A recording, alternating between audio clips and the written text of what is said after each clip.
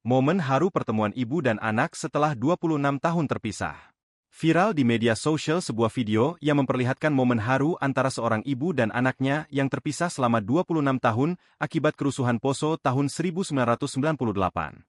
Sang anak yang dilaporkan hilang membuat sang ibu mengalami penderitaan dan kehilangan yang mendalam. Meski begitu, sang ibu tetap teguh dalam keyakinannya bahwa anaknya masih hidup.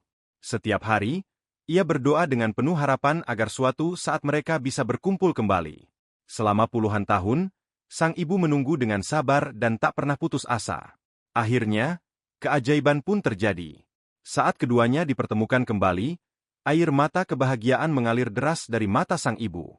Pelukan erat dan tangisan haru menandai akhir dari penantian panjang yang menyakitkan. Kini video tersebut sontak menuai perhatian warganet, tak sedikit dari warganet yang turut haru dan bahagia dengan momen tersebut.